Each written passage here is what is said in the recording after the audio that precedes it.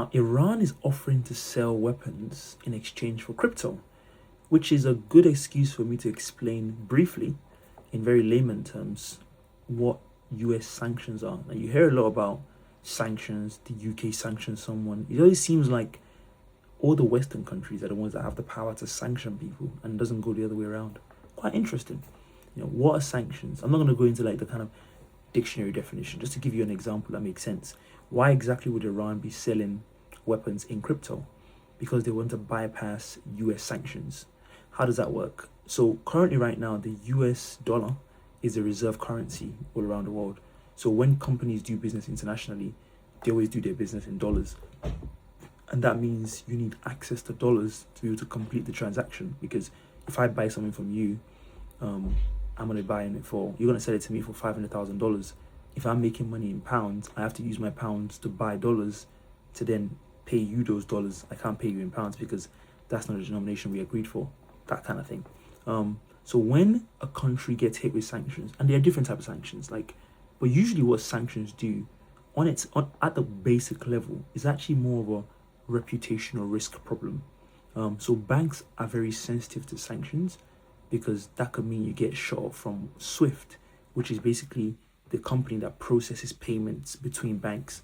So once you're a sanctioned bank or a sanctioned entity, basically it's very hard for you to get bank accounts and stuff like that because your name's going to come up on a kind of like a risk checklist on a bank or somewhere like that, and they're going to be like, this guy is very high risk, don't give him money or don't work with him or whatever, and they're going to be like, yeah, sorry, we can't help you.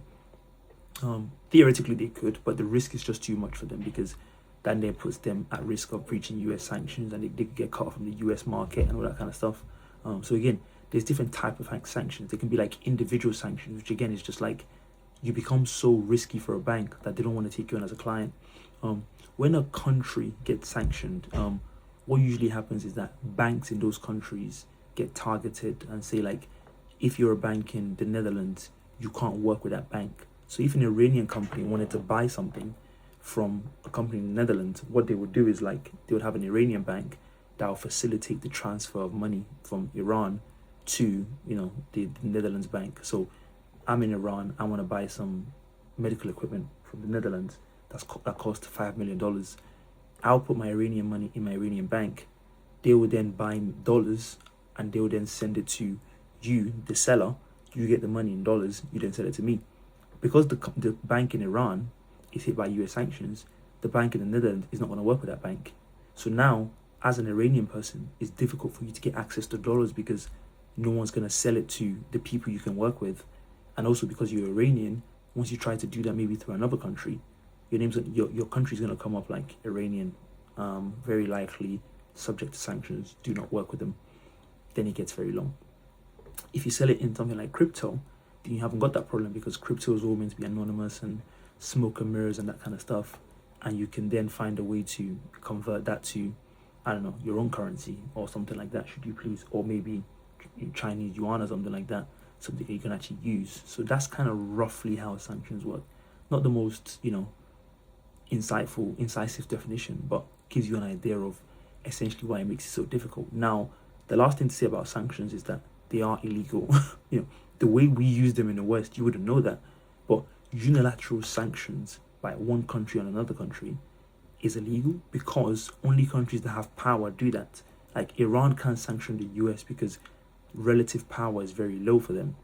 And so usually countries use sanctions, countries like the US, they use it on other countries to basically bully them. And that's why they're illegal. They're defined by the UN as unilateral coercive measures because they are meant to be coercive. Right now, the biggest reason why the US is sanctioning Iran is because they want to overthrow their government. Sometimes they pretend like, oh, we sanction these people because they're bad actors and they're, dictators or whatever like that. Theoretically, you can do that, but sanctions always hurt the people more than the leader itself you're sanctioning because the leader can always have access. Even if there is $100 left in the entire country, who do you think is going to have access to it? Do you think it's going to be the poor person trying to buy some goods to sell and import some spare parts to fix his car? Or is it going to be, the leader? Of course, it's always going to be the poor person because the leader can always just have access to the dollars, whereas the poor person is going to struggle to just get the money much easier. So hopefully that gives you an idea of essentially why, sanctions are bad, but also kind of how they work.